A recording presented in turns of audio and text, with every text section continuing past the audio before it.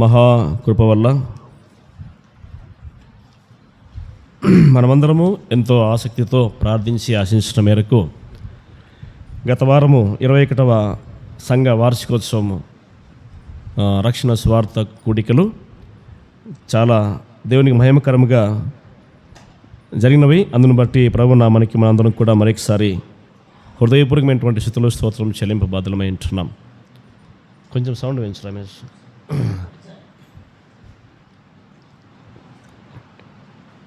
మిగతా అన్ని అవసరాల కంటే కూడా ప్రాముఖ్యంగా వాతావరణాన్ని దేవుడు తన స్వాధీనంలో ఉంచుకొని 2 దినములు ఆదివారము సోమవారము ఎంతో నిజంగా ఒక అద్భుత కార్యం. అది ఎంత అద్భుతం అంటే మంగళవారం సాయంత్రం వర్షం పడింది కదా, మంగళవారం సాయంత్రం వర్షం పడింది, బుధవారం సాయంత్రం భారీ వర్షం పడింది, పడుతూనే ఉంది ఇంకా ఇప్పటికి కూడా. ఇందును బట్టి మనము దేవుని యందు ఎంతో విశ్వాసం ఉంచాలి, విశ్వాసంలో బలపడాలి. మన కళ్ళెదురుగా మనం చూస్తున్నాం అనేకమైనటువంటి అద్భుత కార్యాలు. అంతేకాకుండా ఆ పనిలో మేమన్నా ఇక్కడ నిలబడి ప్రసంగం చేస్తున్నాం, కానీ ఈ సభల వెనుక కనబడకుండా పనిచేసిన వాళ్ళు, కష్టపడిన వాళ్ళు చాలామంది ఉన్నారు. యవనస్తులు అయితేనేమి, సహోదరులు అయితేనేమి, సహోదరులు అయితేనేమి, తెర వెనుక ఉండి ఈ సభలు ఎంతో విజయవంతం కావడానికి తమ వంతు సహకారం అందించారు. వాళ్ళందరికీ కూడా హృదయపూర్వక వందనాలు. ఎందుకంటే మేము ఎక్కడో ఉండి మీకు ఏదో సలహాలు ఇస్తున్నాము, కానీ ఇలా ఉండి పనిచేసిన వాళ్ళు మీరందరూ కూడా. అయితే దేవుని పనికి ఆయన రుణస్థుడు ఎప్పుడూ కాదు. ఆయన ఎవరి ప్రతిఫలం వాళ్ళకు తప్పకుండా ఇస్తాడు. ఆయన పక్షపాతం లేని దేవుడు, అందరికి కూడా సమానంగా ప్రతిఫలం ఇస్తాడు. ఆయన యవనస్తులు, పిల్లలు, తర్వాత సహోదరులు అందరూ కూడా చాలా కష్టపడ్డారు. కాబట్టి ఇటువంటి కార్యాలు జరుగుతుండగా మనం ప్రభు మీద లేదా ప్రభు యందు ఎంతో ఆసక్తితో ఇంకా దేవుని సన్నిధికి రావాలి. ఈయన అద్భుత కార్యాలు చేస్తున్న దేవుడు నీ కుటుంబంలో నా కుటుంబంలో చేయగలడు అనేటువంటి విశ్వాసములో మనం బలపడాలి. దేవుని సన్నిధిని వ్యర్థం చేయకూడదు, నిర్లక్ష్యం చేయకూడదు. దినవృత్తాంతం 2వ గ్రంథంలో ఒక మాట రాయబడింది, యెహోవా మిమ్మల్ని ఏర్పరచుకుని గనుక యెహోవా కార్యంలో అశ్రద్ధ చేయకూడదు. God has chosen us, God has separated us. మనల్ని ఆయన ఎన్నుకున్నాడు, ఏర్పాటు చేసుకున్నాడు. మనము నిర్లక్ష్యం చేయకూడదు. ప్రభు సన్నిధిలో మనం కనబడడానికి ఆసక్తితో దేవుని సన్నిధికి రావాలి. దావీదు మహారాజు అంటాడు కదా, జనులు యెహోవా మందిరానికి వెళ్ళదామని జనులు నాతో ఉన్నప్పుడు నేను బహుగా సంతోషించుతుంది అంటాడు. మందిరానికి రావడానికి సంతోషంగా రావాలి, కష్టపడుతూ రాకూడదు, బలవంతంగా రాకూడదు, సంతోషంతో రావాలి దేవుని సన్నిధికి. కాబట్టి మీ కుటుంబాల్లో లేదా మా అందరి కుటుంబాల్లో దేవుడు రాబోయే కాలంలో మన సంఘంలో కూడా అనేక అద్భుతాలు చేయడానికి ప్రభు ఇంకా సిద్ధంగా ఉన్నాడు. మనము ప్రభువును విశ్వాసంలో బలపడాలని కోరుకుంటా ఉన్నాం. ఇందాక సహోదరుడు అనౌన్స్ చేసినాడు, కానుకల గురించి అనౌన్స్ చేశాడు. మనం అనుకున్నది దానికంటే దేవుడు ఇంకా మిగులు ఏర్పాటు చేశాడు. డబ్బులు మిగిలిచ్చినాడు ఇంకా కదా, తగులుతుందనుకుంటే మిగిలినాయి డబ్బులు ఇంకా. ఇది ఒక అద్భుతం కదా. 41,000 ఇంకా మిగులు కనిపిస్తూ ఉంది. అంటే మాసిదోనియా సంఘం గుర్తుకొస్తుంది ఈ విషయంలో. మాసిదోనియా సంఘస్థులు వాళ్ళు బీద సంఘస్థులు అయితే దాతృత్వంలో వాళ్ళు చాలా గొప్పవాళ్ళు అన్నట్టుగా మన సంఘం కూడా ఇచ్చే విషయంలో ఎంతనా కానివ్వండి. బీద విధవరాలు 2 కాసులు వేసింది కదా, 2 కాసులు మొదలుకొని లేదా 1 రూపాయి మొదలుకొని మన సంఘంలో ఎంత ఇచ్చినా కానీ కూడా అది దేవుని లెక్కలో ఉంటుంది. కాబట్టి ఆ విధంగా చేతులు చాచి సంతోషంగా ముందుకు వచ్చిన వాళ్ళందరికీ దేవుడు ప్రతిఫలం ఇవ్వబోతూ ఉన్నాడు. ఇటువంటి దాతృత్వాన్ని, ఇటువంటి సాక్ష్యాన్ని మనం ఇంకా అనేక సంఘాలకు చాటినాం. గర్వంగా చెప్పాం ఆ విషయం. అనేక సంఘాలకు మన సంఘం యొక్క ఐక్యతను కూడా చాటినాం మనం. సహోదరులు ఐక్యత కలిగి నివసించడం ఎంత మేలు, ఎంత మనోహరం అన్న. కాబట్టి దానికి సాదృశ్యం కూడా ఒక స్టేజ్ మీద ఒక పాట పాడించినాం కదా, సహోదరులందరూ కలిసి ఒక పాట పాడారు. సహోదరులు ఐక్యతగా ఉన్నారని మా సంఘంలో అనేటువంటి విషయాన్ని తెలియపరచడానికి ఒక పాట కూడా పాడించాం. సహోదరులు కొంత బాధపడవచ్చు, సహోదరులు బాధపడినా కూడా ఏం బాధ లేదు, ఎందుకంటే వాక్యంలో చూపిస్తాం మీకు, వాక్యానుసారంగానే మనం వెళ్ళాలి. కాబట్టి యవనస్తులైతేనేమి మంచి పాటలు పాడారు, నిజంగా సంఘం యొక్క సాక్ష్యాన్ని చాటారు. యవనస్తులకు తరబీదు ఇచ్చి కూడా సహోదరుడు సురేష్ ఇచ్చి బాగా తరబీదు చేశాడు. ఇలాగనే అన్ని కార్యక్రమాల్లో కూడా మనము సంఘ సాక్ష్యాన్ని మనం కాపాడుకోవాలి అనేటువంటిది మనం హెచ్చరిక చేయబడుతూ ఉన్నాం. కాబట్టి చేసినటువంటి మేలు దేవుడు ఇంకా చేయటకైనా సిద్ధంగా ఉన్నాడు. అయితే వాటిని పొందుకోవడానికి మనం సిద్ధంగా ఉండాలని మనం చేస్తూ ఉన్నాం. మంచిది. మరి ఎన్ని చెప్పినా కూడా ఆ వార్షిక సభల గురించి తక్కువే అనిపిస్తుంది, దేవుడు చేసిన అద్భుత కార్యాలు. సరే, వాక్యానికి వస్తాం మనము. పరిశుద్ధ గ్రంథంలో నుంచి అపోస్తలుడైన పౌలు తీతుకు రాసిన పత్రిక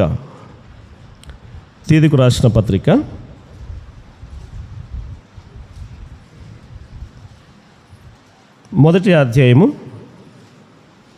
మొదటి వచనము. దేవుడు ఏర్పరచుకొనిన వారి విశ్వాసము నిమిత్తమై. చాలు. అలాగే ఇదే అధ్యాయంలోనే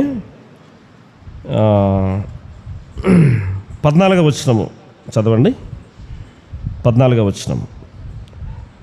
సత్యము నుండి తొలగిపోవునట్టి మనుషుల కట్టడలను లక్ష్య పెట్టక విశ్వాస విషయమున, నా బైబిల్లో విశ్వాసమందు అని ఉంది. ఓకే, చదవండి. స్వస్థులకు నిమిత్తము వారిని కఠినముగా గద్దింపుము. చాలు, ప్రార్థన చేసుకుందామండి.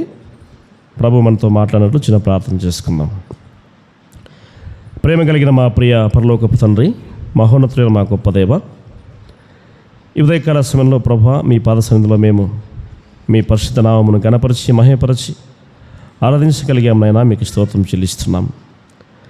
మరికొద్ది నిమిషములు మీరు మాతో మాట్లాడటకు ఇష్టపడుచుండగా నాయన, చదివిన లేఖన భాగముల ద్వారా మీరే మాతో మాట్లాడమని వేడుకుంటున్నాం. బలహీనుడు ప్రభా, నిష్ప్రయోజకుడిని, దుమ్ము ధూళి వంటి వాడను, పురుగు వంటి వాడను, చచ్చిన కుక్క వంటి వాడను. దేవా, నా నోటిని మీ స్వాధీనంలో ఉంచుకొని నా మాటలు కాదు, నా జ్ఞానం కాదు, మీ వాక్య సత్యమునే బోధించినట్లు, హితవాక్యమును హితబోధను బోధించినట్లు దేవా మీ నడుబురుగా వాడుకుని వేడుకుంటున్నాం. సాయం చేయండి నాయన. వాక్యం మీది, ప్రజల మీ వారము, మీరే వాక్యమైన దేవుడవు తండ్రి, మీరే మాతో మాట్లాడి వేడుకుంటున్నాం. సాయం చేయండి. నేను మాట్లాడితే ఎవరు వినగలరు ప్రభా, మీరే మాతో మాట్లాడి వేడుకుంటున్నాం. సాయం చేయండి.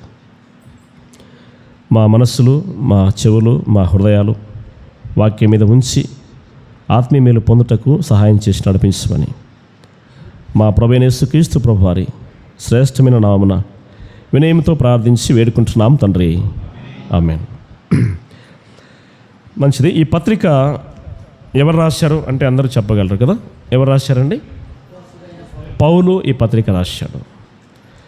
ఎవరికి రాస్తున్నాడు? తీతుకు రాస్తున్నాడు. తీతు. మనం చదివినటువంటి మొదటి అధ్యాయం మొదటి వచనంలో ఒక మంచి మాట మనకు కనిపిస్తూ ఉంది. దేవుడు ఏర్పరచుకొనిన వారి విశ్వాసము. మనమందరం కూడా ఏర్పరచబడిన వారమా కాదా? చెప్పండి. ఏర్పరచబడిన వారమా కాదా? ఏర్పరచబడిన వంశమును మొదటి పేతురు పత్రిక 2వ అధ్యాయం 9వ వచనము. ఏర్పరచబడిన వారం, వీఆర్ సపరేటెడ్ పీపుల్. మనం లోకంలో నుంచి ప్రత్యేకించబడిన వారము, ఏర్పరచబడిన వారము. వీఆర్ కాల్డ్ పీపుల్, పిలువబడిన వారం. మనము పిలువబడి ఏర్పరచబడిన వారము. ఏర్పరచబడినటువంటి వారి యొక్క విశ్వాసము నిమిత్తము అని మొదలు పెడుతున్నాడు. ఇట్లా ఏర్పరచబడిన వారి విశ్వాసము నిమిత్తము. ఇప్పుడు మనమే అనుకుందాం, మన యొక్క విశ్వాసము నిమిత్తము అని అనుకోవాలి. మన యొక్క విశ్వాసము నిమిత్తము అంటే మనము విశ్వాసములో బలపడు నిమిత్తము, విశ్వాసములో అభివృద్ధి చెందిన నిమిత్తము అని ఈ విధంగా మనం అనుకోవాలి.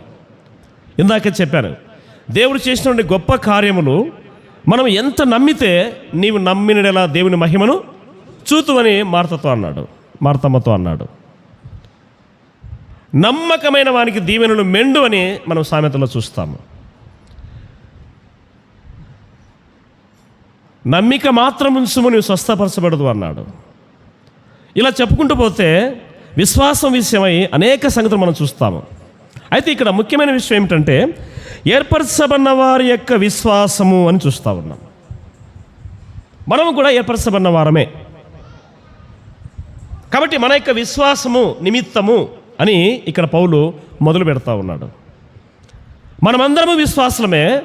మన విశ్వాసంలో ఎలా బలపడాలి అనే విషయాన్ని మొదలు పెడుతున్నాడు ఇక్కడ పౌలు. దానికి అర్థం కావడానికి మీకు నేను 14వ వచనం చదివాను. ఇదే మొదటి అధ్యాయంలోనే 14వ వచనంలో, సత్యము నుండి తొలగిపోవునట్టి మనుషుల కట్టడలను లక్ష్య పెట్టక విశ్వాస విషయములో లేదా విశ్వాసమందు స్వస్థులగు నిమిత్తము అని చూస్తూ ఉన్నాం. విశ్వాస విషయంలో స్వస్థులగు నిమిత్తము. ఏ విషయంలో స్వస్థత అండి? చెప్పాలి. ఏ విషయంలో స్వస్థత? విశ్వాసములో స్వస్థత. Heal to faith. విశ్వాసానికి స్వస్థత. దేహానికి స్వస్థత అవసరమే, దేహానికి స్వస్థత అవసరమే, దేహానికి స్వస్థత అవసరమే. అయితే విశ్వాసానికి కూడా స్వస్థత అవసరము. దీనికి మీకు బాగా అర్థం కావాలంటే, విశ్వాస విషయంలో మనము బలహీనముగా ఉన్నప్పుడు మనకు స్వస్థత అవసరం. అర్థమవుతుందా? మనలో అల్ప విశ్వాసం ఉన్నప్పుడు అది అస్వస్థత అనుకోవాలి. ఇలా చెప్తున్నా, అర్థమవుతుందా మీకు? విశ్వాసంలో మనం బలహీనంగా ఉన్నప్పుడు మనకు అస్వస్థత ఉన్నట్టు. విశ్వాస విషయంలో మనం వెనకబడి ఉన్నప్పుడు మనం అస్వస్థులుగా ఉన్నట్టు. మనం గ్రూపులో పెడతా ఉంటాం కదా, పెద్దలు పెడతా ఉంటారు, పలానా సహోదరికి జ్వరం వచ్చింది, పలానా సహోదరుడు జ్వరంతో బాధపడుతున్నాడు, పలానా సహోదరికి తలనొప్పి ఉంది, స్వస్థత కోసం ప్రార్థన చేయండి.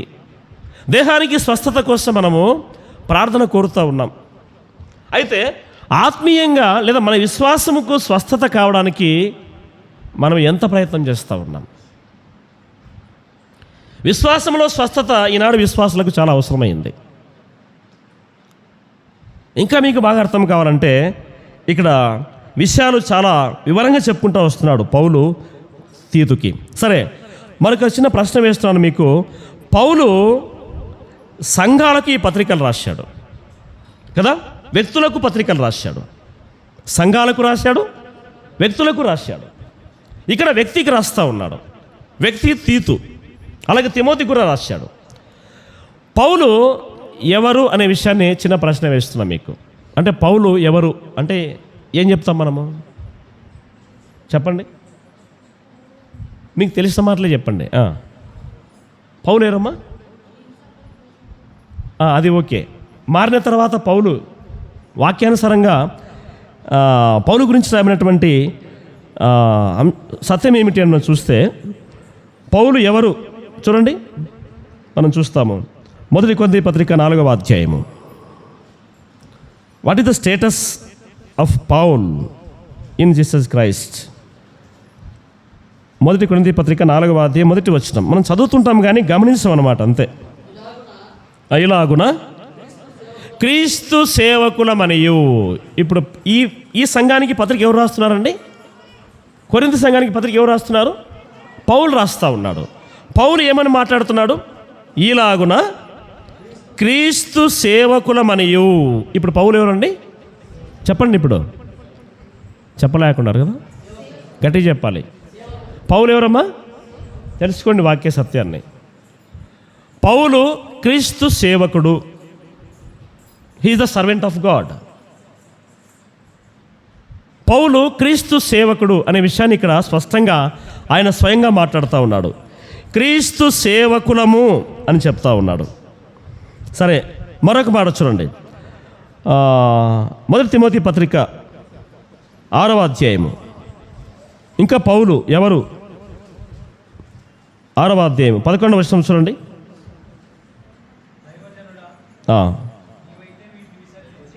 దానికంటే ముందు 2వ తిమోతి చూడండి. 2వ తిమోతి 1వ అధ్యాయం 11వ వచనం. 2వ తిమోతి 1వ అధ్యాయం 11వ వచనం.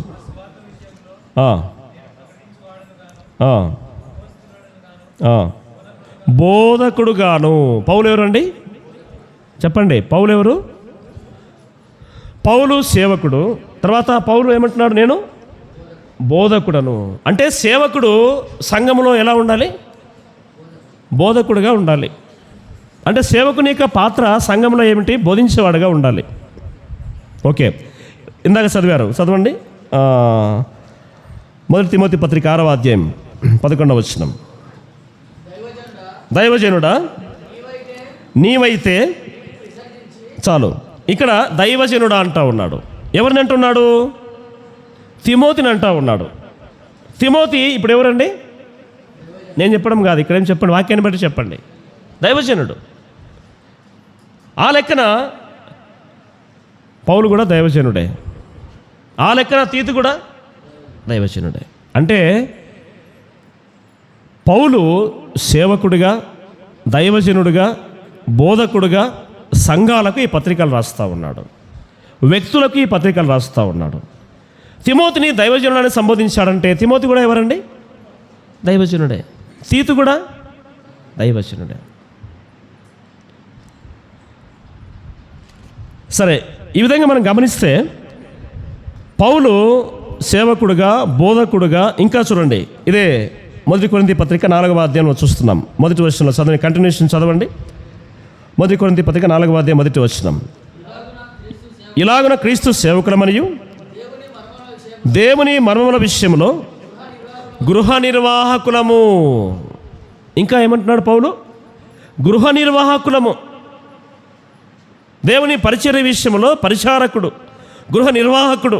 అంటే సేవకుడుగా, బోధకుడుగా, దైవజనుడుగా, గృహ నిర్వాహకుడుగా పౌలు సంఘాలకి పత్రికలు రాస్తూ ఉన్నాడు, వ్యక్తులకి పత్రికలు రాస్తూ ఉన్నాడు. సరే, ఇంకా సంఘంలో అంటే ఇప్పుడు సంఘానికి అంతటికి ఎవరు బోధిస్తున్నారండి? చెప్పండి, ఇప్పుడు ఎవరు బోధిస్తున్నారు? సేవకుడు బోధిస్తూ ఉన్నాడు. పౌలు సేవకుడు సంఘాలకు బోధిస్తూ ఉన్నాడు. పౌలు సేవకుడు వ్యక్తులకు బోధిస్తూ ఉన్నాడు.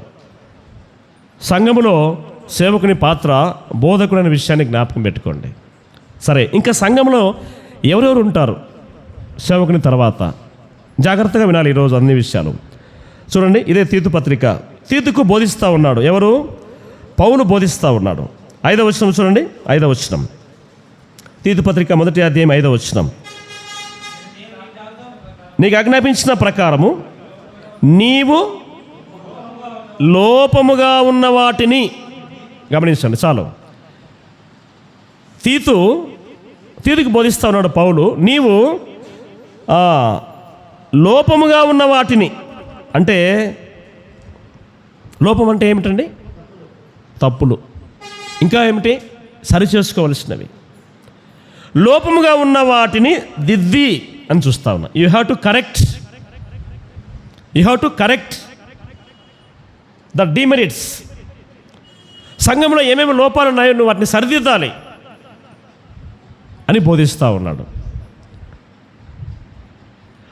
లోపముగా ఉన్న వాటిని దిద్ది ప్రతి పట్టణములో పెద్దలను నియమించు నిమిత్తమే నేను క్రేతులో నిన్ను విడిచిపెట్టి తిని. ఇక్కడ చూస్తున్నాము సంఘములో పెద్దలను నియమించు నిమిత్తము అని చూస్తూ ఉన్నా. అంటే సంఘంలో ఎవరు ఉంటారండి? పెద్దలు ఉంటారు, యవనస్తులు. తర్వాత మనమందరం కూడా వాక్యాన్ని, సత్యాన్ని మనం గ్రహించేవారుగా మనం ఉండాలి. సంఘ సత్యాలు మనం తెలుసుకొని ఉండాలి. సంఘములో మొదట చెప్పాను సేవకుడు అని. సేవకుడు దైవజనుడిగా, బోధకుడిగా సంఘానికి పత్రికలు రాస్తూ ఉన్నాడు, బోధిస్తూ ఉన్నాడు. తర్వాత సంఘంలో ఎవరుంటారంటే బోధకులు ఉంటారు, పెద్దలు ఉంటారు. పెద్దలను ఏర్పరచు నిమిత్తము అని అంటా ఉన్నాడు. సంఘంలో సంఘ పెద్దలు ఉంటారు. మొదట సేవకుడు అనే విషయాన్ని గుర్తుపెట్టుకోండి. సేవకుడే సంఘానికి బోధిస్తూ ఉన్నాడు. సేవకుడే సంఘానికి బోధ చేస్తూ ఉన్నాడు. సేవకుడే సంఘాలకు పత్రికలు రాస్తూ ఉన్నాడు. వ్యక్తులకు బోధిస్తూ ఉన్నాడు. ఏమని బోధిస్తున్నాడు? నువ్వు సంఘంలో ఇప్పుడు తీతు కూడా సేవకుడే, అంతేనా? తిమోతి దైవజనుడని పిలిచాడు. తీతు కూడా దైవజనుడే, తీతు కూడా సేవకుడే. సేవకునికి చెప్తా ఉన్నాడు, నీవు సంఘంలో పెద్దలను నియమించుము అంటున్నాడు. ఈ సంఘ పెద్దలను నియమించే విషయంలో వారి యొక్క లక్షణాలన్నీ కూడా ఇక మనం చూస్తూ ఉన్నాం. సంఘ పెద్దల యొక్క లక్షణాలు మనం చూస్తూ ఉన్నాం. అయితే ఇవన్నీ వివరంగా చెప్పడానికి సమయం సరిపోదు, కానీ నేను బ్రీఫ్గా చెప్పుకుంటూ వెళ్తాను. సంఘంలో పెద్దలను నియమించమని తీతుకు బోధిస్తూ ఉన్నాడు. ఎవరు? పౌలు బోధిస్తూ ఉన్నాడు. నువ్వు పెద్దలను నియమించు, సంఘ పరిపాలన సరిగా జరగాలి అంటే, సంఘము సరిగా నడిపించబడాలి అంటే సంఘ పెద్దలను నియమించు అని తీతుకు బోధిస్తూ ఉన్నాడు. సరే, ఇంకా ఏమని బోధిస్తూ ఉన్నాడు చూడండి. 9వ వచనం చూడండి. 9వ వచనం, తాను హితబోధ విషయమై జనులను హెచ్చరించుటకును, ఎదురాడు వారి మాట ఖండించుటకును శక్తి గల వారగునట్లు ఉపదేశం అనుసరించి నమ్మదగిన బోధను గట్టిగా చేపట్టుకొని వారనై ఉండవలెను. ఈ లక్షణాన్ని మనము కంటే ముందుగా 8వ వచనం చూడండి. 8వ వచనం, అతిథి ప్రియుడును, సజ్జన ప్రియుడును, స్వస్థ బుద్ధి గలవాడును. పెద్దలకు ఏముండాలండి? ఏ బుద్ధి ఉండాలి? ఇది పెద్దల గురించి రాయబడిన మాట. అన్నీ చెప్పడం నేను ఒక్క మాట చెప్తున్నాను. సంఘ పెద్దలకు ఎటువంటి బుద్ధి ఉండాలంటే స్వస్థ బుద్ధి ఉండాలి. ఇందాక చదివా నేను, విశ్వాస విషయంలో స్వస్థులకు నిమిత్తము అన్నాను. దాని అర్థం ఇదే. విశ్వాసంలో స్వస్థత, విశ్వాసంలో బలపడటము అంటే ఏమిటంటే విశ్వాసంలో స్వస్థ బుద్ధి కలిగి ఉండాలి. విశ్వాసం మనమందరము, కానీ మనకి ఏముండాలి? స్వస్థ బుద్ధి ఉండాలి. పెద్దలకైనా అందరికీ ఉంది, మళ్ళీ వస్తా తర్వాత చూడండి. సంఘ పెద్దలకు ఏముండాలంటే స్వస్థ బుద్ధి ఉండాలి. మనం పోయిన వారం కూడా విజయరాజ్ సార్ చెప్పాడు, కోయలగుంట్ల విజయరాజ్ సార్ పెద్ద ఆయన, స్వస్థ బుద్ధి అనే పదం కదా. స్వస్థ బుద్ధి, what is right mind, that is ఇంగ్లీష్లో ఏమంటే రైట్ మైండ్ అంటాం, స్వస్థ బుద్ధి అంటాం. దానికి సరైనటువంటి అర్థం ఏమిటంటే, స్వస్థ బుద్ధి అంటే ఏమిటంటే ఆరోగ్యకరమైన, ఇంకా సరి అయిన ఆలోచన విధానము, సరైనటువంటి ఆలోచన విధానము. అంటే ఏది తప్పు ఏది ఒప్పు, దాన్ని ఏమంటారు? డిస్క్రిమినేషన్ పవర్ అంటాం దాన్ని. ఏది మంచి ఏది చెడు, దట్ ఈజ్ స్వస్థ బుద్ధి అంటాం. సంఘానికి ఏది మంచి, ఏది అవసరము, ఏది అవసరం కాదు, సంఘ పెద్దలు ఆలోచించవలసినటువంటి విషయం అన్నమాట అది. సంఘానికి ఏది అవసరము, ఏది మంచి చేస్తుంది, ఏది మనకు అవసరం లేదు, దట్ ఈజ్ రైట్ మైండ్. సంఘం ఇలాగుంటే సంఘం క్షమాభివృద్ధి పొందుతుంది. సరైనటువంటి ఆలోచన విధానము సంఘ పెద్దలు కలిగి ఉండాలి.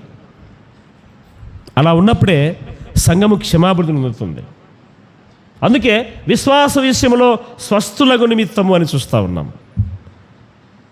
సంఘ పెద్దలకు స్వస్థ బుద్ధి ఉండాలి. స్వస్థ బుద్ధి అంటే ఏమిటంటే రైట్ మైండ్, సరైన విధంగా ఆలోచించాలి, సరైనటువంటి ఆలోచన విధానం ఉండాలి, సరైనటువంటి సలహాలు మనం ఇవ్వగలిగి ఉండాలి.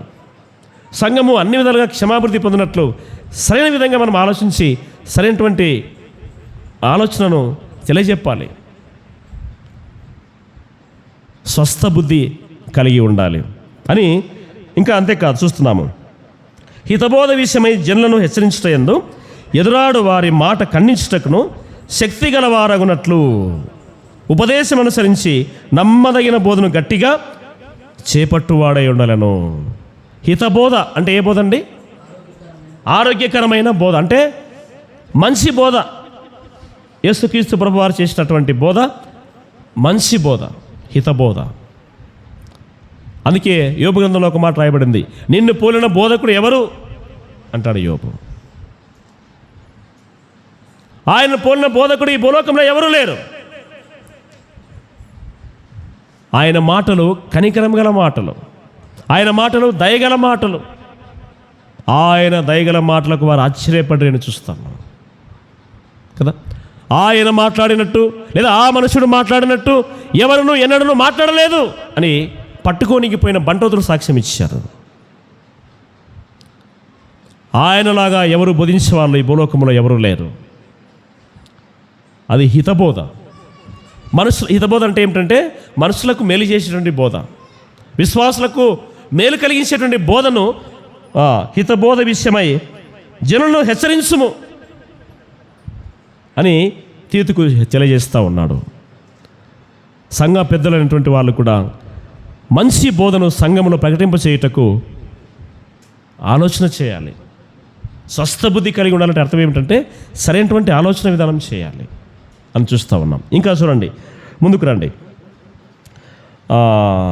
మన 14వ వచనం చదువుకున్నాం కదా, 14వ వచనం, సత్యము నుండి తొలగిపోవునట్టి మనుషుల కట్టడలను లక్ష్య పెట్టక అని చూస్తూ ఉన్నాం. మనుషుల కట్టడలను లక్ష్య పెట్టక, సత్యం నుండి తొలగిపోయేటువంటి మనుషుల కట్టడలు, సత్యం నుండి తొలగిపోయినట్టు మనుషుల కట్టడలు, ఆచారాలు, సంప్రదాయాలు ఈనాడు సంఘాల్లో ఎక్కువైపోతూ ఉన్నాయి. మేము పెట్టిందే కట్టడ, మేము పెట్టిందే పద్ధతి, మేము పెట్టిందే సంప్రదాయము, మనుషుల కట్టడలు. సత్యము నుండి తొలగిపోయేటువంటి మనుషుల కట్టడలు అని చూస్తూ ఉన్నాం. ఇటువంటి వాటి విషయమై విశ్వాసమందు స్వస్థులకు నిమిత్తము వారిని కఠినంగా గద్దించమంటాడు. ఎట్లా గద్దించాలండి? కఠినంగా గద్దించాలి. పెద్దలు అనేటువంటి వాళ్ళు కఠినంగా గద్దించాలి. ఎటువంటి బోధ సంఘంలో వినబడాలి, ఎటువంటి బోధ సంఘంలో వినబడాలి, అందించబడాలి. విశ్వాసుల విషయమై సంఘ పెద్దలు జాగ్రత్తలు తీసుకోవాలి, కఠినంగా గద్దించాలి. అప్పుడే సంఘము క్షమాపణ పొందుతుందని చూస్తూ ఉన్నాం. ఇంకా చూడండి, అది సంఘ పెద్దల యొక్క బాధ్యతను గుర్తు చేశాను. రెండవదిగా చూడండి, మొదటిగా సేవకుడు, రెండవది సంఘ పెద్దలు, మూడవది చూస్తాము 2వ అధ్యాయము, తీతు పత్రిక 2వ అధ్యాయము 1వ వచనం చూడండి. 1వ వచనం, నీవు హితబోధకు అనుకూలమైన సంగతులను బోధించుము. ఏలగనగా వృద్ధులు మితానుభవము గలవారును, మాన్యులను, స్వస్థబుద్ధి గలవారును, విశ్వాస ప్రేమ సహనముల యందు లోపము లేని వారునై. ఇక్కడ 3వ కేటగిరీ చూస్తూ ఉన్నాం. 3వ కేటగిరీ ఏమిటంటే వృద్ధులు. సంఘంలో ఎవరు ఉంటారండి? పెద్దలు, వృద్ధులు. వాళ్ళకు బోధించేటువంటి, చెప్పేటువంటి వయసు మనకు అనుభవం లేకపోయినప్పటికీ కూడా వాక్యానుసారంగా రాయబడినటువంటి సత్యం ఏమిటి అంటే వృద్ధులు మితానుభవం గలవారును, మాన్యులను, స్వస్థ బుద్ధి గలవారును. ఇక్కడ ఈ పదం అందరికీ వర్తిస్తారు చూడండి కదా. పెద్దలకు ఏముండాలి? స్వస్థ బుద్ధి ఉండాలి. ఇక్కడ వృద్ధులకు కూడా ఏముండాలని చూస్తున్నాం. ఇక్కడ స్వస్థ బుద్ధి ఉండాలి. ప్రతి ఒక్కరికి కూడా స్వస్థ బుద్ధి ఉండాలి అనే పాయింట్ ఇక్కడ నేను హైలైట్ చేస్తూ ఉన్నాను. స్వస్థ బుద్ధి అంటే ఏమిటంటే సరైన విధంగా ఆలోచించటం. సంఘ క్షమాభివృద్ధి కొరకు ఏది మంచి, ఏది చెడు, ఏది అవసరం, ఏది అవసరం కాదు, ఏది ఉండాలి, ఏది ఉండకూడదు, ఏమి పాటించాలి, ఏమి పాటించకూడదు అని సరైన విధంగా ఆలోచించేటువంటి బుద్ధే స్వస్థ బుద్ధి అని చూస్తూ ఉన్నాం. వృద్ధులకు కూడా పెద్దలకు కూడా స్వస్థ బుద్ధి ఉండాలనే విషయాన్ని ఇక్కడ తీతుకు పౌలు రాసి చెప్తా ఉన్నాడు. స్వస్థ బుద్ధి గలవారును, విశ్వాస ప్రేమ సహనముల యందు లోపము లేని వారునై ఉండవలెను. అంటే పెద్దలు మనకంటే అనుభవజ్ఞులు, వాళ్ళు వయసులో పెద్దవాళ్ళు, విశ్వాసంలో పెద్దవాళ్ళు. సో వాళ్ళందరికీ కూడా విశ్వాస ప్రేమ సహనములందు లోపము లేని వారై ఉండవలెనని ఇక్కడ రాస్తూ ఉన్నాడు. విశ్వాస విషయంలో, ప్రేమ విషయంలో, సంఘ పెద్దలు విశ్వాస విషయంలో, వృద్ధులు విశ్వాస విషయంలో, పెద్దలు విశ్వాస విషయంలో అందరూ కూడా లోపము లేని వారై ఉండవలెను. 5వ వచనంలో తీతుకు హెచ్చరిస్తూ ఉన్నాడు, నేను నీకు ఆజ్ఞాపించిన ప్రకారము నీవు లోపముగా ఉన్న వాటిని సరిచేయి అంటా ఉన్నాడు. ఏవైతే లోపాలు ఉన్నాయో వాటిని సరిచేయి అని 1 by 1 హౌ టు రెక్టిఫై అనే దాన్ని చెప్పుకుంటూ వస్తున్నాడు అనమాట. సరిచేయమంటున్నాడు. ఎలా సరిచేయాలనే విషయాన్ని పౌలు తీతుకు తెలియజేస్తూ ఉన్నాడు. సంఘ పెద్దలు ఇలాగ ఉండాలి, సంఘ పెద్దల బాధ్యతలు ఇవి, సంఘ పెద్దల యొక్క విధులు ఇవి అని తెలియజేశాడు. రెండవదిగా మనం చూస్తున్నాము ఇక్కడ వృద్ధులు పెద్దల విషయంలో కూడా వారిని కూడా వాళ్ళు ఈ విధంగా ఉండాలని చెప్పేసి వాళ్ళకు కూడా హెచ్చరించు అని తీతుకు తెలియజేస్తూ ఉన్నాడు.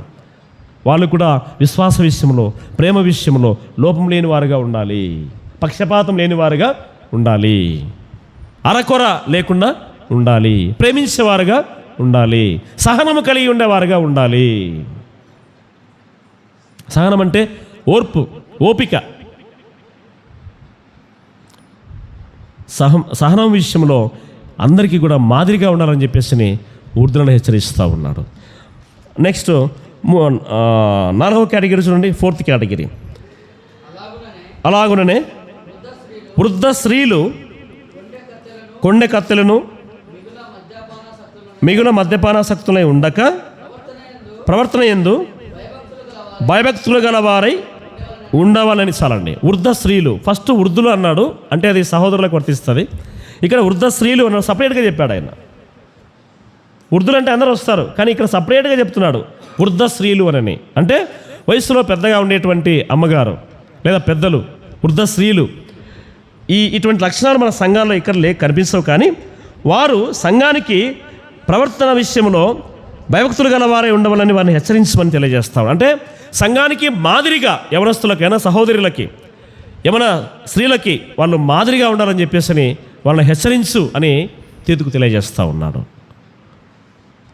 అంటే వృద్ధులు పెద్దలు, వృద్ధ స్త్రీలు వాళ్ళు కూడా విశ్వాస విషయంలో కానీ, ప్రేమ విషయంలో కానీ, సహనం విషయంలో కానీ ఆ సంఘానికి మాదిరిగా ఉండాలని తెలియజేయి తీతు అని తీతుని హెచ్చరిస్తూ ఉన్నాడు. వీళ్ళు కూడా అంటే స్వస్థ బుద్ధి అందరికీ అవసరము అనే విషయాన్ని ఇక్కడ జ్ఞాపకం చేస్తూ ఉన్నాడు. నెక్స్ట్ 4th కేటగిరీ చూడండి. దేవుని వాక్యము దూషింపబడకున్నట్లు యవన స్త్రీలు తమ భర్తలకు లోబడుచు. నా బైబిల్లో ఈ విధంగా ఉంది, పతి ప్రియులు అని ఉంది. ఏముంది అక్కడ నీ బైబిల్లో? తమ భర్తలకు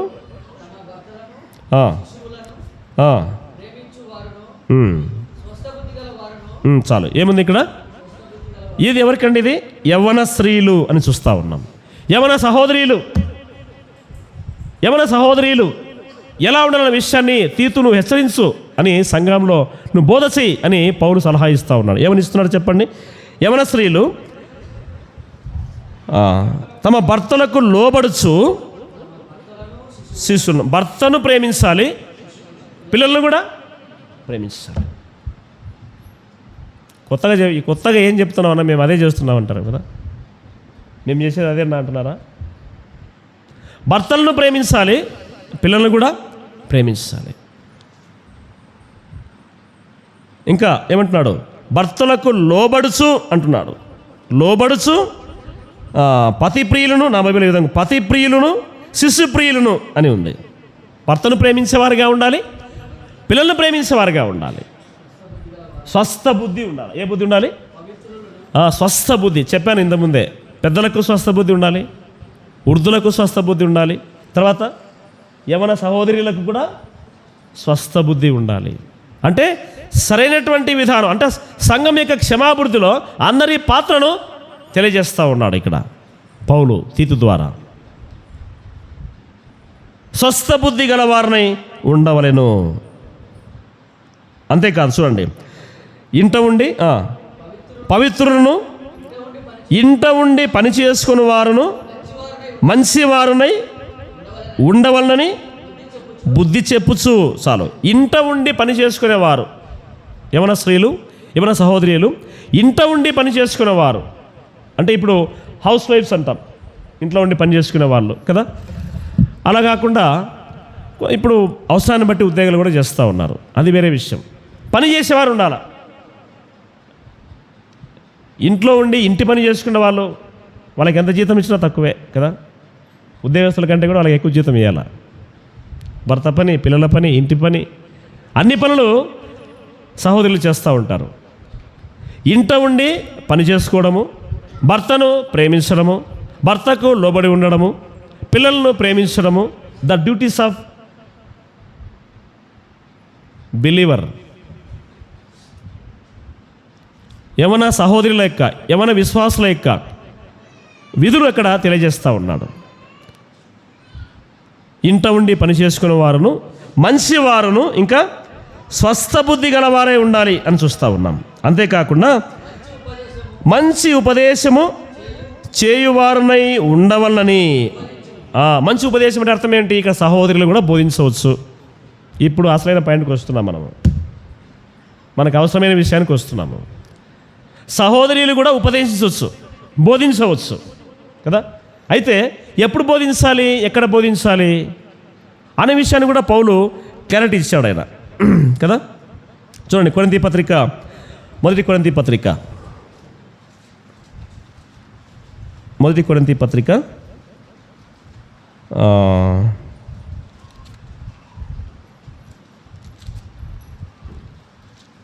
సంఘములో స్త్రీలు యొక్క పాత్ర అని చూస్తున్నాం ఇక్కడ మనము. 14వ అధ్యాయము 34వ వచనం, 35వ వచనాలు. స్త్రీలు సంఘములలో మౌనముగా ఉండవలెను, వారి లోబడి ఉండవలసినదే కానీ మాట్లాడటకు వారికి సెలవు లేదు. స్త్రీలు సంఘములలో మౌనముగా ఉండవలెను. బాగినారమ్మ, అమ్మగారు, సహోదరులు, కొట్టాకండి, తిట్టుకోవద్దు. వాక్యంలాగా చెప్తున్నాను అంతే. నేను సంఘములలో స్త్రీలు మౌనముగా ఉండవలెను. ఎవరి సమక్షంలో అనేది కూడా క్లారిటీ కావాలి మీకు కదా. సంఘములలో స్త్రీలు మౌనముగా ఉండవాలంటే పురుషుల సమక్షములో స్త్రీలు మౌనముగా ఉండవలెను. ఇందాక చదువుకున్నాం మనం, స్త్రీలు ఉపదేశించేవారుగా ఉండాలని చదువుకున్నాం కదా.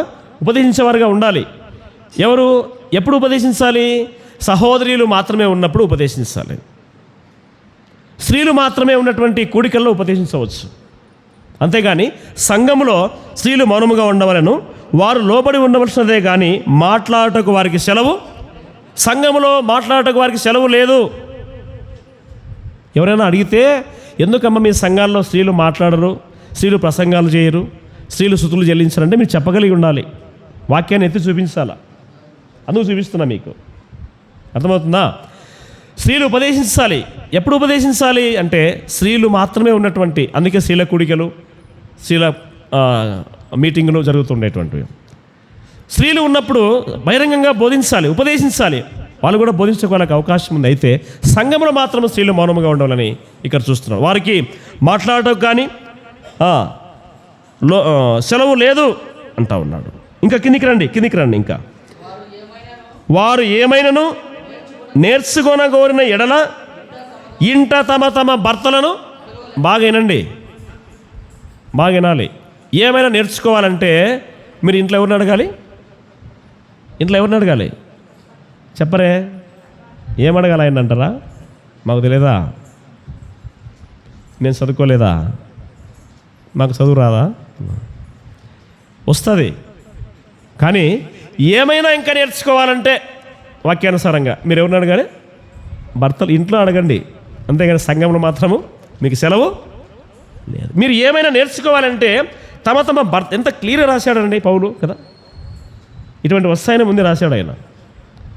మీరు ఏమైనా నేర్చుకోవాలంటే ఈయన ఇంట్లో వారు తమ భర్తలను అడగవలెను.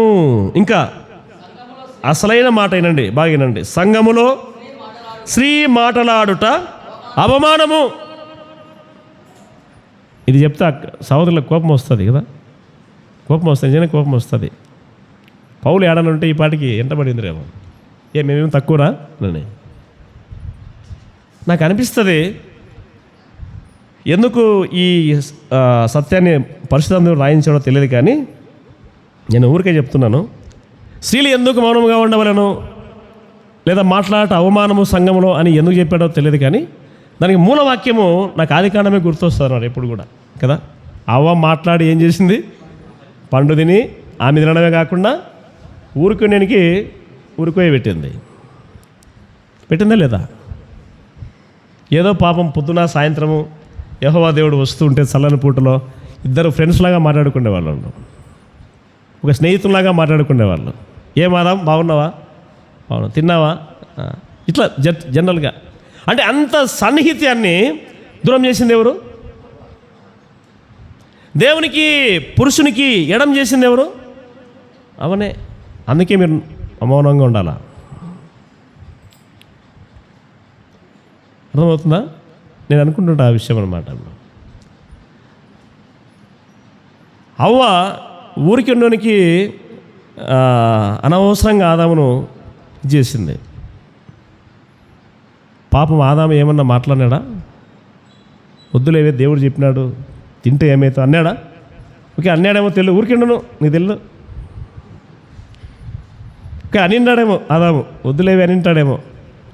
అన్నీ కూడా నీకేం తెలుసాయా, నీకు ముందు తిని చూడు, నోరు ఎత్తితే బాగుండదు అన్నట్టుగా తిన్నాడు పాపం. అంటే సహోదరులు లేదా స్త్రీల గురించి పౌలు ఈ సత్యము పరిశుద్ధాత్మ అందుకే రాయించడం తెలియదు, కానీ స్త్రీలు సంఘంలో మాట్లాడుట అవమానము అని ఈ మాట రాయించాడు. అంటే ఎంత తక్కువ మాట్లాడితే అంత మేలని. సహోదరులు ఎంత తక్కువ మాట్లాడితే, ఇప్పుడు మొగోళ్ళు ఏం మాట్లాడంలే, అందరూ సహోదరులే మాట్లాడుతున్నారు ఏడ కూడా. ఈ సిద్ధాంతము అనేటువంటిది వాక్యానుసారంగా మనం చూస్తే సహోదరులు కూడా ఉపదేశం చేయాలి. ఏమైనా సహోదరులు ఉపదేశం చేయాలి. ఎప్పుడు చేయాలంటే సహోదరులు మాత్రమే ఉన్నప్పుడు చేయాలి. సంఘములో వారికి సెలవు లేదు, నో పర్మిషన్ అంటున్నాడు ఆయన, నో పర్మిషన్. ఇవన్నీ నా మాటలు కాదు, వాక్యంలోనే మాటలు మీకు చూపిస్తున్నాను నేను. అర్థమవుతుందా? వాక్యానుసారంగా మీకు చూపిస్తా. ఎంత హితవాక్యము, సత్యవాక్యాన్ని సత్యంగానే బోధించాలి. యవన స్త్రీలు మంచి ఉపదేశము చేయవారై ఉండవలను అని వారికి తెలియజేయి. అంతేకాకుండా అటువలనే స్వస్థ బుద్ధి గలవారై ఉండవలనని మాకే చెప్తున్నా ఉన్నా ఇంతసేపు. వీళ్ళు కూడా పక్కన ఉన్నారు ఇంకా కదా, సహోదరులు కూడా ఉన్నారు. స్వస్థ బుద్ధి గలవారై ఉండవలనని యవ్వన పురుషులను హెచ్చరించుము. సేవకుడు బాధ్యతలు తెలియజేశారు, సంఘ పెద్దల బాధ్యత తెలియజేశాడు. వృద్ధులు పురుషులు, వృద్ధులు స్త్రీలు, తర్వాత యవ్వన స్త్రీలు, ఇప్పుడు యవ్వన సహోదరులు, యవ్వన పురుషులు. యవ్వన పురుషులు అంటే పెళ్ళైన వాళ్ళు వస్తారు, పెళ్ళి కాని కూడా వస్తారు. ఎందుకంటే దానికి ఆధారము పైన చూస్తున్నాం. యవ్వన స్త్రీలు మీరు మీ భర్తలకు, అంటే అర్థం ఏంటి? పెళ్ళైన వారు కానివ్వండి, పెళ్ళి కాని వారు కానివ్వండి, యవ్వనంలో ఉండేటువంటి వాళ్ళు, యవ్వనస్తులు, యవ్వన పురుషులు ఎటువంటి బుద్ధి కలిగి ఉండాలంట? స్వస్థ బుద్ధి గలవారై ఉండాలి. పెద్దలు స్వస్థ బుద్ధి కలిగి ఉండాలి, సేవకులు స్వస్థ బుద్ధి కలిగి ఉండాలి, వృద్ధులు స్వస్థ బుద్ధి కలిగి ఉండాలి, వృద్ధ స్త్రీలు స్వస్థ బుద్ధి కలిగి ఉండాలి, యవన సహోదరులు స్వస్థ బుద్ధి కలిగి ఉండాలి, యవన సహోదరులు స్వస్థ బుద్ధి కలిగి ఉండాలి. అందరం కూడా టోటల్గా మనమందరం కూడా స్వస్థ బుద్ధి గల వారమై ఉండాలి. అంటే అర్థం ఏంటి చెప్పాను మీకు. స్వస్థ బుద్ధి అంటే అర్థం ఏమిటి? సంఘం యొక్క క్షమాభివృద్ధి కొరకు సరైన విధంగా ఆలోచించాలి, సరైనటువంటి మనస్సు కలిగి ఉండాలి. సరైనటువంటి మనస్సు, కల్మషం లేని మనస్సు, నిష్కల్మైన మనస్సు కలిగి ఉండాలని చూస్తున్నాం. నా ద్వారా సంఘానికి, మన ద్వారా సంఘానికి ఎటువంటి మేలు కలుగుతుంది, ఎటువంటి క్షమాభివృద్ధి కలుగుతుందని అందరూ కూడా మంచి మనసుతో ఆలోచించాలి. దట్ ఈజ్ స్వస్థ బుద్ధి. ఇవన్నీ కూడా తీతుకు బోధిస్తూ ఉన్నాడు. ఎందుకు ఈ విధంగా మనం ఉండాలి అని లాస్ట్ కంక్లూజన్ చెప్తున్నాడు. చూడండి 7వ వచనం. పరపక్షమందుండువాడు మన్నను గూర్చి చెడు మాట ఏదియు చెప్పనేరక సిగ్గుపడినట్లు. చాలు. పరపక్షమందుండువాడు అంటే లోకస్తులు, బయటి వాళ్ళు, మన గురించి, మన సంఘం గురించి, సహోదరుల గురించి, సహోదరుల గురించి, పెద్దల గురించి, వృద్ధుల గురించి, ఎవరి గురించి అయినా కానీ కూడా పరపక్షమందుండువాడు మనను గురించి చెడు మాట ఏదియు చెప్పనేరక సిగ్గుపడాలి. పలానా సంఘాన్ని మనము కామెంట్ చేస్తే, పలానా సహోదరుని కామెంట్ చేస్తే, పలానా సహోదరిని మనము విమర్శిస్తే దేవుడు వారి పక్షాన ఉన్నాడు అనే విషయాన్ని వాళ్ళు తెలుసుకొని సిగ్గుపడాలి. ఫలానా సంఘము, ఇప్పుడు బెరయా సంఘము, మాసిదోనియా సంఘము, ఇట్లా కొన్ని సంఘాలు మనం చూస్తాం. అట్లా ఫలానా సంఘము, మన సంఘములో ఉండేటువంటి పెద్దల గురించి, యవనస్తుల గురించి, యవన సహోదరుల గురించి, పెద్దల గురించి, వృద్ధుల గురించి, ఎవరి గురించి అయినా కానివ్వండి, పరపక్షం ముందున్నవాడు మన గురించి చెడ్డ మాటలు పలకకూడదు. అంతేకాదు, ఇంకా చెడు మాటలు చెప్పనేరక సిగ్గుపడినట్లు అన్నిటి యందు నిన్ను నీవే సత్కారముల విషయమై మాదిరిగా కనబరుచుకొనుము. అన్ని విషయాల్లో మనము మాదిరిగా ఉండడానికి మనం ప్రయత్నం చేయాలి. మాదిరిగా ఉండడానికి మనం ప్రయత్నం చేయాలి. ఎందుకంటే చూడండి, కొరింథీ పత్రిక 4వ అధ్యాయానికి రండి. మొదటి కొరింథీ పత్రిక 4వ అధ్యాయము. మొదటి కొరింథీ పత్రిక 4వ అధ్యాయము.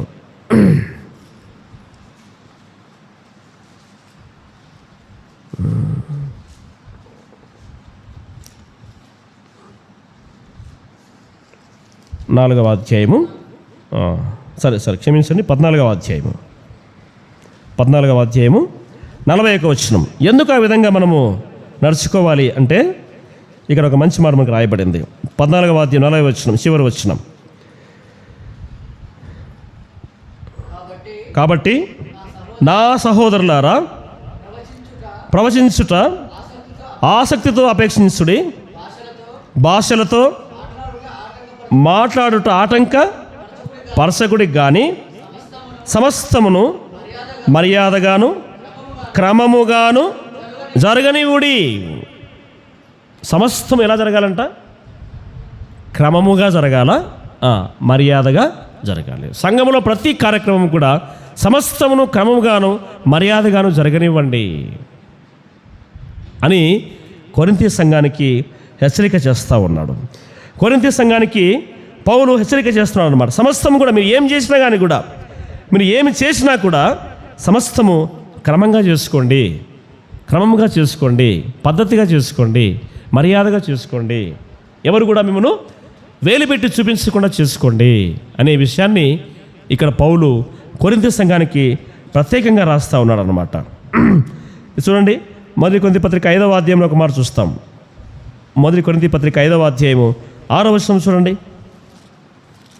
6వ వచనం. మీరు అతిశయపడుట, it's not good to proud of ourselves. మనము అతిశయించుకోవటము ఇట్స్ నాట్ గుడ్. అతిశయించువాడు ప్రభునందే అతిశయింపవలెను అని మనం చూస్తాము. మనము దేవుడు మనకిచ్చినటువంటి గొప్ప ఘనత ఏమిటంటే మనము దేవుని పిల్లలము అనే విషయాన్ని గమనించాలి. దేవుడు మనకిచ్చినటువంటి ఈ గొప్ప ఆధిక్యతను మనం కాపాడుకుని మనం ప్రయత్నం చేయాలి. 6వ అధ్యాయం చూడండి. ఇదే మొదటి కొరింథీ పత్రిక 6వ అధ్యాయము. త్వరగా చూసి ముగిస్తాను. మొదటి కొరింథీ పత్రిక 6వ అధ్యాయము 2వ వచనం.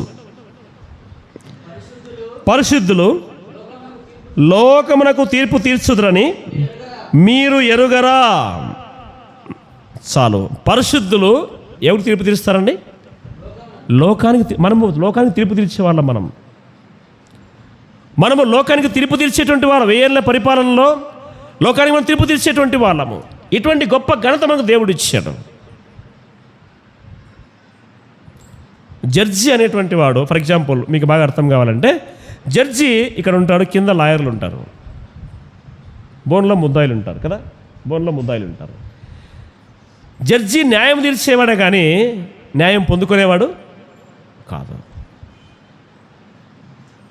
మనం కూడా ప్రభుతో పాటు 1000 ఏళ్ల పరిపాలనలో లోకానికి మనం తీర్పు తీర్చబోతూ ఉన్నాం. అంతేకాదు, ఇంకా కిందికి రండి. తీర్పు తీర్చవలసి ఉండగా మిక్కిలి అల్పమైన సంగతుల గురించి తీర్పు తీర్చడానికి మీకు యోగ్యత లేదా? మనము దేవదూతలకు తీర్పు తీర్చదమని ఎరగరా? ఎంత మంచి మాట అండి. మనము లోకానికే కాదండి తీర్పు తీర్చేది, ఎవరికి? దేవదూతలకు తీర్పు తీరుస్తాం మనము. అంతటి గొప్ప ఘనత మనకు దేవుడు ఇచ్చాడు. ఇంతటి తీర్పు తీర్చేటువంటి గొప్ప యోగ్యతను మనము కలిగి ఉండి, ఇప్పుడు మనము తీర్పు కోసము ఇతరుల దగ్గరికి వెళ్ళిన పరిస్థితి ఏర్పడింది. అర్థమవుతుందా? తీర్పు తీర్చే జడ్జి నాకు తీర్పు తీర్చయ్యా అని ఎదురుగా కూర్చొని అడిగితే ఎంత అవమానం ఉంటుంది. మనం లోకానికి తీర్పు తీర్చే వాళ్ళము, దేవదూతలకు కూడా తీర్పు తీర్చేటువంటి వాళ్ళము. అటువంటి మనము ఆ స్థితిని మనము ఎరగక తీర్పు తీర్చడానికి ఇతరులకు మనం అవకాశం ఇస్తూ ఉన్నాం. ఇతరులకు మనము అవకాశం ఇస్తూ ఉన్నాం. పిరికివారమైపోతూ ఉన్నాం. కిందికి రండి. ఈ జీవన సంబంధమైన సంగతులను గురించి మరి ముఖ్యముగా తీర్పు తీర్చవచ్చును కానీ, కాబట్టి ఈ జీవన సంబంధమైన వ్యాజ్యములను మీకు కలిగినడలా వాటిని తీర్పు తీర్చుటకు సంఘములో తునీకరించబడిన వారిని కూర్చున్నబెట్టుదురా? మీకు సిగ్గు రావాలని చెప్పుచున్నాను. ఏమి? తన సహోదరుల మధ్యను వ్యాజ్యము తీర్చగల బుద్ధిమంతుడు మీలో ఒకడైనను లేడా? సంఘంలో ఏదైనా వ్యాజ్యం వచ్చింది, సంఘంలో ఏదైనా సమస్య వచ్చింది, దాన్ని సరిచేయడానికి మీ సంఘంలో ఒక్కడు కూడా బుద్ధిమంతుడు లేడా? ఇది చాలా విచారకరము. ఇప్పుడు అందరం కలిసి అంటే దాని అర్థం చూడండి, మీలో ఒక్కడైనా బుద్ధిమంతుడు అంటే ఏమని అర్థము? పోయిన వారం మన ప్రసంగం విన్నాం, జిరా సార్ చెప్పినాడు కదా, బుద్ధిగల కన్యకలు బాగా చెప్పినాడు కదా, బుద్ధిగల కన్యకలు, బుద్ధి లేని కన్యకలు. మీలో ఒక్కరికి కూడా సంఘంలో ఏదైనా వ్యాజ్యం వచ్చినప్పుడు చెప్పడానికి బుద్ధి గలవాడు ఒకడు కూడా లేడా? ఆ సమస్య సాల్వ్ చేయడానికి బుద్ధి గలవాడు ఒకడు కూడా లేడా? హెచ్చరిస్తున్నాడు సంఘాలని. లేకనే తీర్పు తీర్చే మనము తీర్పు కోసం బయటికి వెళ్తూ ఉన్నాం. తీర్పు తీర్చే స్థాయిలో ఉండేటువంటి మనము తీర్పు తీర్చడానికి ఇతరులకు అవకాశం ఇస్తూ మనం బెండ్ అయిపోతూ ఉన్నాం. ఎంత దౌర్భాగ్యమో, ఎంత విచారకరమో. సంఘమును గురించినటువంటి చింత నాకు లేదా అని పౌలు అంటాడు కదా. సంఘమును గురించిన చింత నాకుంది, సంఘమును గురించినటువంటి భారము నాకున్నదని పౌలు అంటాడు. మరి అటువంటి భారము, అటువంటి చింత మనం కలిగి ఉండకపోతే మనల్ని దేవుడు ఏర్పరచుకున్నందుకు అర్థం ఉండదు, అర్థమే ఉండదు. హోషేయ గ్రంథంలో, హబక్కు గ్రంథంలో యెహోవా దేవుడు ఒక మాట అంటాడు, యెరూషలేము పట్టణము పాడైపోగా మీరు శ్రమ వేసిన ఇల్లులో ఉండుట న్యాయమా? మంచి ఇల్లు మనకు ఉన్నాయి, అందరికీ మంచి ఇల్లు ఉన్నాయి, ఎంతో కొంత. యెరూషలేము పాడైపోయింది, దాని గురించిన చింత మీకు లేదా? దేవుని మందిరము పాడైపోతుంటే దాని గురించిన చింత మీకు లేదా? బుద్ధి గలవాడు ఒకడు కూడా లేడా? ధైర్యవంతుడు ఒకడు కూడా లేడా? పిరికివారం అయిపోతున్నాం.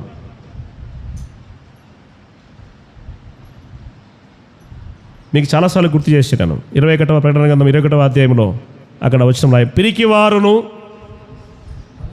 అవిశ్వాసులను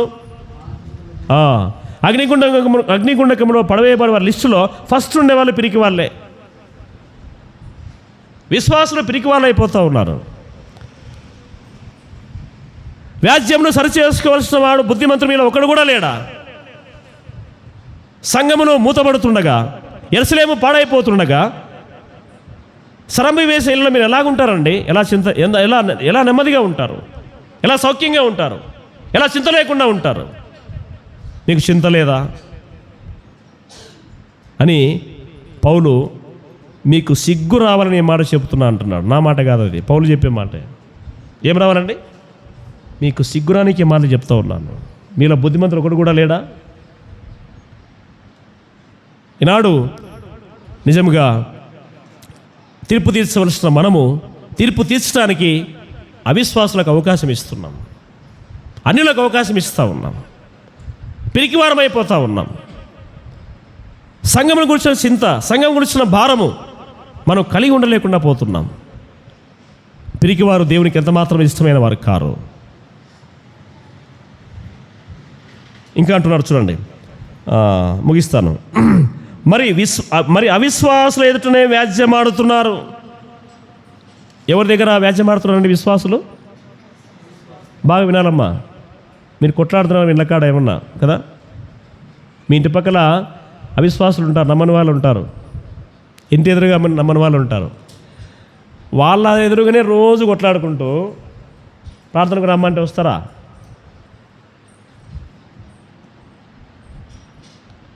మనమే కొట్లాడుకుంటూ యేసుప్రభుని నమ్ముకోండి మందిరానికి రండి అంటే వస్తారా?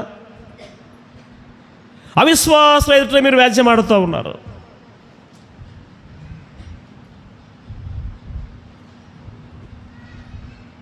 ఒకరి మీద ఒకడు వ్యాజ్యం ఆడటం మీలో ఇప్పటికే కేవలం లోపాలు సరిచేయి తిమోతి, లోపాలు సరిచేయి తీతు, లోపాలు సరిచేసుకోండి కొరింథీ సంఘస్థులారా. ఇప్పటికే మీలో లోపం, ఒకరి మీద ఒకడు వ్యాజ్యం చెప్పుకోవడం, ఒకరి మీద ఒకడు సానులు చెప్పుకోవడం, ఒకరి మీద ఒకడు కొట్లాడుకోవడం, ఇప్పటికే ఇది లోపము. మీరు సరిచేసుకోండి. మీకు సిగ్గు రావాలని మాటలు చెబుతున్నాను. అంతకంటే అన్యాయం సహించడం మేలు కాదా? దానికంటే మీ సొత్తులు అపహరించడం మేలు కాదా? అయితే మీరే అన్యాయం చేయించున్నారు, అపహరించున్నారు, మీ సహోదరులకే ఇలాగూ చేయించున్నారు. ఒక మాట మనం జ్ఞాపకం చేసుకుంటే, బయట వాళ్ళు మనకేం చేయడం లే కదా, బయట వాళ్ళు మనల్ని ఇబ్బంది పెట్టడం లేదు, మన వాళ్ళే మనల్ని సహోదరుడు సహోదరుని ఇబ్బంది పెడతా ఉన్నాడు, సహోదరులు సహోదరులను ఇబ్బంది పెడతా ఉన్నారు. సంఘ క్షమాపణ కోసము ఆలోచించవలసిన అవసరం ఎంతైనా ఉంది అని చూస్తూ ఉన్నాం. దీనికంటే అన్యాయం చేయడం మేలు కాదా? దీనికంటే సొత్తులు అపహరించడం మేలు కాదా? అన్యాయస్తులు దేవుని రాజ్యానికి వారసులు కానేరని మీరు ఎరగరా? మీకు తెలియదా? మోసపోకుడి అని కింద లిస్ట్ రాస్తూ ఉన్నాడు. మీలో కొందరు అట్టివారై ఉంటరి కానీ ఇప్పుడు ప్రభువైన యేసుక్రీస్తు నామమున మీరు కనికరించబడ్డారు, కడగబడ్డారు, పరిశుద్ధంగా మార్చబడ్డారు, నీతిమంతులుగా తీర్చబడ్డారు. కాబట్టి ఇవన్నీ కూడా మీరు సరిచేసుకోండి. లోపాలు సరిచేసుకోండి. లోపాలు సరిచేయి తీతు, లోపాలు సరిచేయి తిమోతి, లోపాలు సరిచేసుకోండి కొరింథీ సంఘమా, లోపాలు సరిచేసుకోండి ఇప్పటి సంఘములారా అని పౌలు సంఘాలకు బోధ చేస్తూ ఉన్నాడు. దేవదూతలకు తీర్పు తీర్చే మనము, లోకానికి తీర్పు తీర్చే మనము, ఇతరులు తీర్పు తీర్చడానికి మనం అవకాశం ఇస్తూ ఉన్నాం. దేవుని నమ్మని వాళ్ళు మనల్ని తీర్పు తీరుస్తూ ఉన్నారు. నమ్మే మనం తీర్పు తీర్చే వాళ్ళము, నమ్మని వాళ్ళు మనం తీర్పు తీరుస్తూ ఉన్నారు. ఇది ఎంతో విచారకరము. అందుకే కఠినంగా గద్దించమని పౌలు తీతుకు తెలియజేస్తావు. కఠినంగా గద్దించు. విశ్వాసంలో స్వస్థ పొందాలంటే వారిని కఠినంగా గద్దించమని హెచ్చరిస్తూ ఉన్నాడు. ఈ మాటలు మనం వింటూ ఉండగా మన యొక్క ఏకత ఏమిటో మనకు గుర్తు చేస్తూ ఉన్నాడు. దేవుడు ఏర్పరచుకొనిన వారి విశ్వాసము, మనం దేవుని చేత ఏర్పరచబడిన వారము. మనకు విశ్వాసంలో స్వస్థత కావాలి. దేహానికి స్వస్థత అవసరమే. అట్ ది సేమ్ టైం విశ్వాస విషయంలో మనము స్వస్థత పొందాలి. దేహానికి స్వస్థత కావాలంటే ఎంత దూరమైనా పోతాం, ఎంతైనా ఖర్చు పెడతాం. మనిషి పానం కంటే ఎక్కువన్నా పెద్ద ఆపరేషన్ జరిగితే ఐసీయూలో ఉంటే, నెల రోజులు హాస్పిటల్లో ఉంటే డబ్బులన్నీ ఖర్చు అయిపోయి బంగారంతో పెట్టి, ఇంకా అవసరమైతే ఇల్లు కూడా తాకట్టు పెట్టి, లాస్ట్కి ఇల్లు కూడా అమ్మేసి, ఏమ్మా అంత చేస్తున్నావు, పోయినోడు ఎట్లా పోతాడు కదా, పోయేటోడు ఎట్లా పోతాడు కదా, అంత ఖర్చు పెట్టి ఇట్లా అనే వాళ్ళు కూడా ఉంటారు. పోయేవానికి అంత ఖర్చు పెట్టాలన్నా అయితే ఏమంటారు అవతల వాళ్ళు? ప్రాణం కదన్నా, ప్రాణం కంటే ఏది ఎక్కువ కాదంటాం. ప్రాణం కంటే ఏది ఎక్కువ కాదు, మంచిదే. దేహానికి ఆరోగ్యము స్వస్థ అవసరమే. అయితే విశ్వాసులుగా మనము విశ్వాసంలో స్వస్థత పొందడానికి ప్రయత్నం, అంటే అర్థం ఏమిటంటే విశ్వాసంలో ఏమి లోపాలు ఉన్నాయి, మన విశ్వాసంలో ఏమేమి లోపాలు ఉన్నాయి. సంఘ పెద్దలు, యవనస్తులు, యవన స్త్రీలు, యవన పురుషులు, వృద్ధ స్త్రీలు అందరం కూడా స్వస్థ బుద్ధి గల వారముగా సంఘ క్షమాభివృద్ధి కొరకు సరైనటువంటి మనస్సు, సరైనటువంటి ఆలోచన విధానం, సరైనటువంటి నడిపింపు కలిగిన వారంగా మనం ఉంటేగిన సంఘం ఎప్పుడు కూడా క్షమాభివృద్ధి చెందుతుంది. ఎందుకంటే మనము దూతలకు సైతం తీర్పు తీర్చేవాళ్ళం, లోకానికి తీర్పు తీర్చేవాళ్ళం. మనము ఎవరికి కూడా తీర్పు తీర్చడానికి మనం అవకాశము ఇవ్వకూడదు. పరపక్షం అందున్నవాడు సిగ్గుపడాలి. ఆ సంఘం జోలి పోకూడదు, ఆ విశ్వాసం జోలి పోకూడదు, ఆ సంఘం దగ్గరికి మనం వెళ్ళకూడదు అని సిగ్గుపడే విధంగా మనము మన యొక్క విశ్వాసంలో బలపడే వారిగా మనం ఉండాలని చూస్తూ ఉన్నాం. అలా కాకుండా లోకానికి మనము కదా నిందకు అవకాశం ఇచ్చే వారంగా మనం ఉంటే గిన దేవునికి అవమానం అది. ఇందును బట్టియే కదా నా నామము అన్యజనుల మధ్య దూషణ పాలు, ఇందును బట్టే కదా నా నామము అన్యజనుల మధ్య దూషణ పాలు అవుతూ ఉన్నాయి. వాళ్ళ అన్నట్టుగా ఆ అవకాశం మనం పరపక్షం వాళ్ళకి ఇస్తూ ఉన్నాం. ఇది లోకంలో ఉండే వారికి కాదు బోధ, విశ్వాసమైన మనకే ఈ బోధ అన్నమాట. పరపక్షమందు ఉన్నవాడు మనల్ని చూసి సిగ్గుపడాలి. మన యొక్క ఐక్యతను, మన యొక్క ప్రేమను, మన యొక్క ప్రవర్తనను, మన యొక్క ఐకమత్యాన్ని చూసి పరపక్షమందు వాడు సిగ్గుపడాలి. అలాగున ప్రతి ఒక్కరు కూడా సరైనటువంటి మనస్సు కలిగి, స్వస్థ బుద్ధి, సరైనటువంటి మనస్సు, సరైన ఆలోచన విధానం కలిగి సంఘ క్షేమాభివృద్ధి కోసం మనం పాటుపడితే అది మనకు, మన జీవితాలకు, మన కుటుంబాలకు ఎంతో ఆశీర్వాదకరంగా ఉంటుంది.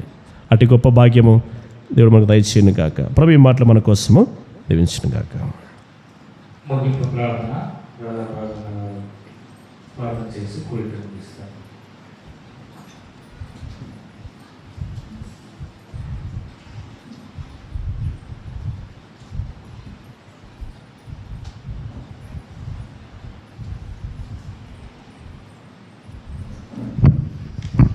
ప్రార్థన చేసుకుందాం. దయగల మాగుపు తండ్రి, మహోన్నతుడానికి స్తోత్రాలు. ప్రభు దినములో ఆ ప్రభువును ఆత్మతో సత్యముతో ఆరాధించే ఆ భాగ్యాన్ని మాకు ఇచ్చినందుకై స్తోత్రాలు. తదుపరి తండ్రి, మీ దాసుని బట్టి మీరు అందించిన మాటలకై స్తోత్రాలు చెల్లిస్తున్నాం. సంఘ అభివృద్ధి కొరకు, సంఘ క్షేమాభివృద్ధి కొరకు అవునైనా పురుషులైతేనేమి, స్త్రీలైతేనేమి, వృద్ధులైతేనేమి, యవన స్త్రీలైతేనేమి అందరూ కూడా స్వస్థత బుద్ధి కలిగి జీవించడానికి మాకు నేర్పించమని ప్రార్థిస్తున్నాం. అవును ప్రభువా, సంఘము పరపక్షమందున్నవాడు మా మీద ఏలి చూపు పెట్టకుండా ఉండాలంటే మేము ఎంతో జాగ్రత్తగా ఉండాలి. మా వ్యక్తిగత జీవితాలను, కుటుంబ జీవితాలను, సంఘ జీవితాలను, వ్యక్తిగత సాక్ష్యాలను మేము కాపాడుకోవాలి.